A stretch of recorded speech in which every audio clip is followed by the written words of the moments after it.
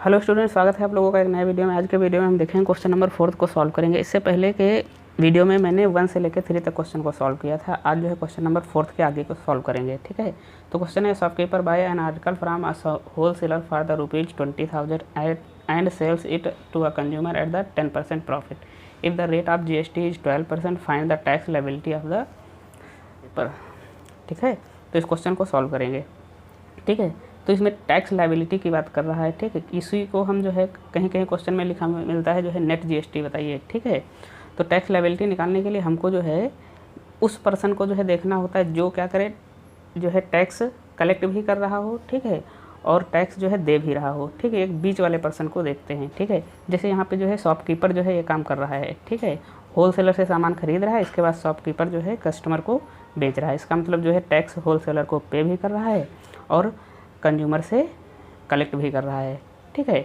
तो इसकी जो है लायबिलिटी को निकालने के लिए हमको पहले जो है निकालना होगा, ठीक है। इससे पहले वीडियो में मैंने बताया था, ठीक है, कि टैक्स लायबिलिटी होता है output GST minus input GST, ठीक है।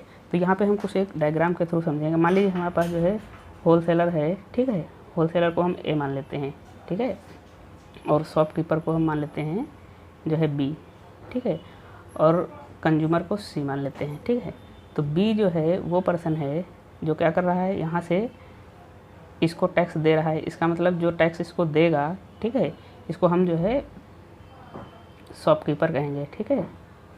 ये शॉपकीपर है, ठीक है, ये होलसेलर है, ठीक है, और ये कंज्यूमर है, ठीक है। तो B जो पर्सन होगा वो टैक्स को देगा भी और कंज्यूमर से टैक्स लेगा भी, ठीक है। तो जो ये टैक्स देगा जो है होलसेलर को, इसी को जो है कहते हैं हम इनपुट, जो है इनपुट GST, ठीक है। और जो टैक्स कलेक्ट करता है कंज्यूमर से, ठीक है, तो इसको हम कहते हैं आउटपुट GST, आउटपुट GST, ठीक है। और लायबिलिटी निकालने के लिए हम क्या करते हैं, लायबिलिटी इज इक्वल टू होता है, ठीक है, टैक्स लायबिलिटी, टैक्स लायबिलिटी होता है output GST minus input GST, input GST, ठीक है। तो इसको हम सॉल्व करेंगे। तो सबसे पहले हम देखेंगे कि शॉपकीपर क्या कर रहा है, सामान को खरीद रहा है, ठीक है। कितने रुपए पे, 20,000 रुपये पे खरीद रहा है, ठीक है। इसका मतलब जो है कॉस्ट प्राइस कितना है, इसका सामान का कॉस्ट प्राइस दिया हुआ है 20,000 रुपीज़।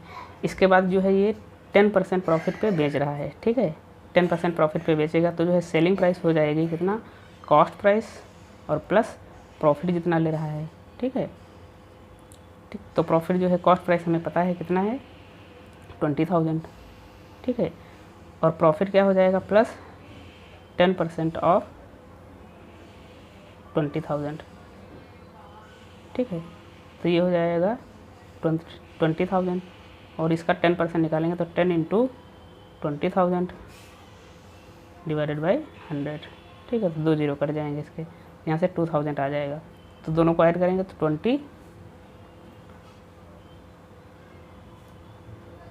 22,000 हो जाएगा क्या, इसका जो है सेलिंग प्राइस। मतलब ये सेलिंग प्राइस है जिस पे शॉपकीपर जो है कंज्यूमर को सामान बेचेगा, ठीक है, 2,000 रुपये का प्रॉफिट लेकर के, ठीक है। तो अब जो है हम GST जो है आउटपुट इनपुट GST को कैलकुलेट करेंगे, ठीक है। तो हो जाएगा हमारा input GST, input GST paid by shopkeeper to wholesaler को ये पे करेगा, होलसेलर, ठीक। ये क्या हो जाएगा, 12% दिया हुआ है, ठीक है, कि GST रेट जो है वो 12% है, ठीक है। तो हो जाएगा 12% ऑफ 20,000, ठीक है, क्योंकि इसने जो है 20,000 पे जो है ख़रीदा है सामान को, ठीक है। तो 12 इंटू 20,000 डिवाइडेड बाई 100, तो 2 जीरो इसको कट जाएंगे, ठीक है। तो ये हो जाएगा 12 से मल्टीप्लाई करें 24,400 रुपीज़ हो जाएगा, ठीक है। तो ये आ गई जो है इनपुट GST, ठीक है। ये इनपुट GST हो गई। इसके बाद जो है अब जो है ये जो शॉपकीपर जो है सामान जो है बेचेगा जो है कंज्यूमर को, ठीक है, तो उस पर जो है जीएसटी लेगा 12%, ठीक है। तो हम जो है कैलकुलेट करेंगे output GST. GST collected by shopkeeper from customer या फिर कंज्यूमर, ठीक है। तो वो कितना हो जाएगा आउटपुट जीएसटी। तो जिस सामान पे बेचा था, ठीक है, तो उस सामान पे बेचा था कितना 22,000 पे जो है बेच रहा था 10% प्रॉफिट लेके, ठीक है। तो हो जाएगा 12% ऑफ 22,000, ठीक है। तो 12% इंटू 22,000 डिवाइडेड बाई 100, ठीक है, 2 जीरो कट जाएंगे, मल्टीप्लाई कर लेंगे इसको, ठीक। तो 0 हो जाएगा, 12 से मल्टीप्लाई करें 24 आ जाएगा, 12 टू जा 24 और 2 26 आ जाएगा। ये आउटपुट जीएसटी आ गई, ठीक है। तो लाइबिलिटी, टैक्स लाइबिलिटी होता है, tax liability is equal to होता है output GST minus input GST, ठीक है। तो आउटपुट जीएसटी मैंने निकाला हुआ है जो कि इतना है 2640 और माइनस इनपुट जीएसटी अभी पीछे मैंने निकाला था कितना 2400। इसमें से इसको माइनस कर देंगे, 0 में से 0 गया 0, ये हो जाएगा 4, 6 में से 4 गया तो 2, ठीक है। तो टैक्स लायबिलिटी आ गई 240 रुपीज़, ठीक है। यही आंसर है, क्वेश्चन में ये पूछा था, ठीक है। दिया हुआ है a dealer buy an article for 6,000 from a wholesaler. If the dealer sells the article to a consumer at that 15% profit if the sales are intra-state and the rate of GST is 18%. Find, इसमें 4 part दिए हुए हैं। पहला part दिया है input CGST बताइए, input FGST paid by dealer, output CGST and output FGST collected by dealer, ठीक है। थर्ड है the net CGST and FGST paid by the dealer, ठीक, total amount paid by consumer. 4 part पूछे गए, ठीक है। तो सबसे पहले हम लिखेंगे इसके गिवन पार्ट को। क्वेश्चन नंबर 5 है हमारा, ठीक है। तो गिवन हम लिखेंगे, ठीक है, क्या क्या चीज़ें गिवन हैं, ठीक है। तो दिया हुआ है कि डीलर ने सामान को होलसेलर से 6,000 रुपये में खरीदता है, ठीक है। तो कॉस्ट प्राइस दिया हुआ है 6,000 रुपीज़, ठीक है। प्रॉफिट ले रहा है वो 15%, ठीक है। और रेट दिया हुआ है जीएसटी का, rate of GST is equal to 18%, ठीक है। तो हम फर्स्ट पार्ट को कैलकुलेट करेंगे, ठीक है। तो मैंने बताया था अगर जितना भी रेट होता है, ठीक है, अगर इसमें CGST और SGST निकालते हैं तो रेट का आधा हो जाता है, ठीक है। तो CGST की रेट हो जाएगी 9%, ठीक है, और SGST की रेट हो जाएगी 9%, ठीक है। तो यहाँ से पहला जो है क्वेश्चन पूछा है कि इनपुट GST बताइए, ठीक है। तो इनपुट GST मतलब जो है वो जो है टैक्स होगा जो डीलर ने पे किया हुआ है किसको, होलसेलर को, ठीक है। तो हम निकालेंगे कि CGST input CGST is equal to हो जाएगा कितना 9% ऑफ कितने रुपए का उसने सामान खरीदा था 6,000 की, तो 9 इंटू 6,000 डिवाइडेड बाई 100, ठीक है। तो 2 जीरो कट जाएंगे, 9 से मल्टीप्लाई कर लेंगे 0 हो जाएगा और 9 6 जा 54, ठीक है।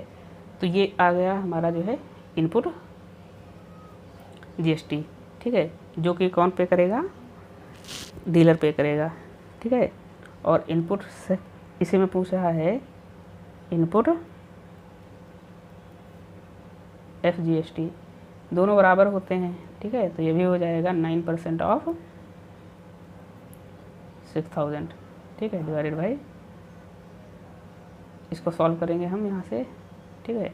आप को हटा के इंटू सीधे करते हैं और परसेंटेज हटा के 100 हो जाएगा यहाँ पे, ठीक है। तो ये हो जाएगा, इतना ही सॉल्व कर लेंगे तो 4540 हो जाएगा, ठीक है। तो ये मैंने निकाल लिया कि इनपुट SGST और इनपुट CGST दोनों बराबर आएंगे, ठीक है, क्योंकि रेट दोनों की बराबर है, ठीक है। सेकंड पार्ट में पूछा है कि आउटपुट CGST और आउटपुट SGST बताइए जो डीलर कलेक्ट करेगा। तो आउटपुट जो है GST होगा, डीलर किससे कलेक्ट करेगा? कंज्यूमर को जो सामान बेचेगा, ठीक है, तो उस पर जो है कलेक्ट करेगा। तो डीलर जो है कंज्यूमर को सामान बेचेगा, इसका मतलब उसमें प्रॉफिट जो भी 15% का था वो प्रॉफिट ऐड करेगा। तो इसके पहले हम जो है सेलिंग प्राइस बनाएंगे। तो सेलिंग प्राइस हो जाएगा कॉस्ट प्राइस और प्लस प्रॉफिट,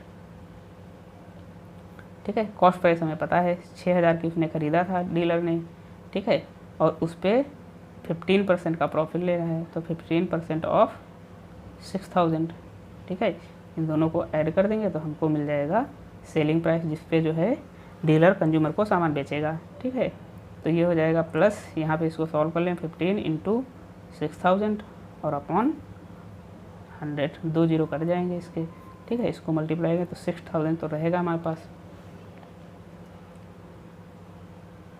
ठीक है, और प्लस इसको मल्टीप्लाई करेंगे 0 हो जाएगा, और 15 6 जा कितना होता है 90,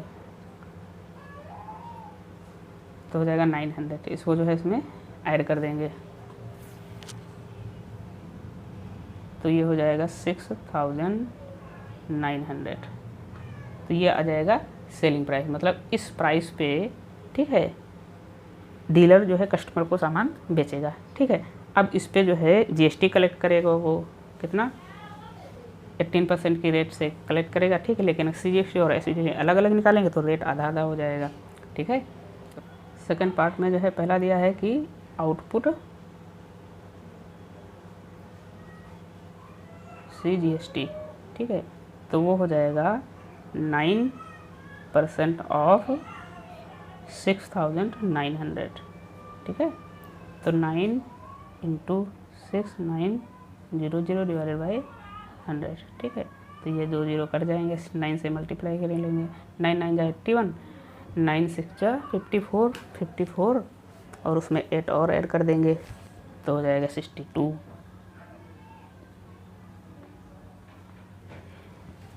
ठीक है। तो ये आ जाएगा आउटपुट CGST, ठीक है। इसी तरीके से हम निकालेंगे इन आउटपुट SGST, क्योंकि दोनों बराबर होंगे, ठीक है। ये भी हो जाएगा 9% ऑफ 6900, ठीक है। तो 9 इंटू 6900 और डिवाइडेड बाई 100 हो जाएगा, 2 जीरो कर जाएंगे, इसको भी मल्टीप्लाई करेंगे, 9 9 जा 81 और ये 54 और 8 हो जाएगा 62, ठीक है। तो ये इतना रुपया हो जाएगा आउटपुट GST। थर्ड क्वेश्चन में पूछा हुआ कि नेट CGST और नेट SGST बताओ, ठीक है। तो नेट GST जो है निकालने के लिए क्या करते हैं हम, ठीक है, आउटपुट GST में से इनपुट GST को सब्ट्रैक्ट कर देते हैं, ठीक है। तो हम लिखेंगे नेट CGST,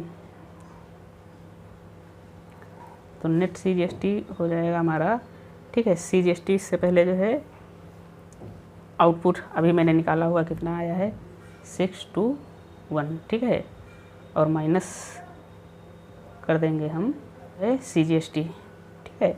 तो इनपुट जो है मैंने निकाला था इससे पहले जो है कितना आया था 540, ठीक है। तो इसको माइनस कर देंगे,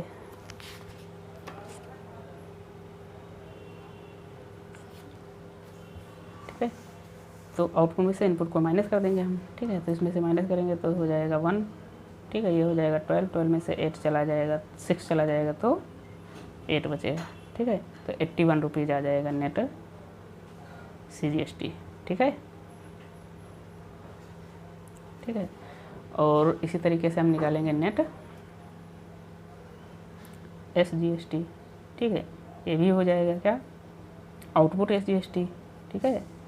आउटपुट लिख भी सकते हैं यहाँ पे, output SGST minus input SGST, ठीक है, क्योंकि दोनों बराबर थे। अभी मैंने निकाला था 621 और -540, इसको माइनस करेंगे 81 आ जाएगा। ठीक है। और इसमें फोर्थ पार्ट में पूछा था कि total amount paid by consumer. ठीक है, तो टोटल अमाउंट जो है कंज्यूमर कितना पे करेगा। ठीक है, दोनों जीएसटी को सम कर लेंगे। ठीक है, और उसने जो है कितने रुपए पे ख़रीदा हुआ है, मतलब उसका सेलिंग प्राइस ऑब्जेक्ट का कितना था। ठीक है, तो फोर्थ इसका पार्ट हो जाएगा टोटल अमाउंट, ये हो जाएगा 6900 प्लस कंज्यूमर जो है टोटल जीएसटी देगा, चाहे CGST हो चाहे SGST, तो हो जाएगा 621 और प्लस 621। ठीक है, दोनों को ऐड कर लेंगे तो 6900 और ये हो जाएगा 1242। ठीक है, तो इसमें ऐड करेंगे तो 42 आ जाएगा इधर। ठीक है, 2 से 9 को ऐड करेंगे तो हो जाएगा 11, 1 से 7 को ऐड करेंगे, 1 से 6 ऐड करेंगे 7 और 1 हो जाएगा 8। ठीक है, तो आ जाएगा 8142 रुपीज़, ये आंसर हो जाएगा। इतना जो है अमाउंट पे करना पड़ेगा किसको, कंज्यूमर को जो है ऑब्जेक्ट को ख़रीदने के लिए। धन्यवाद, वीडियो देखने के लिए धन्यवाद। हमारे चैनल को सब्सक्राइब करिए और दोस्तों के साथ शेयर करिए।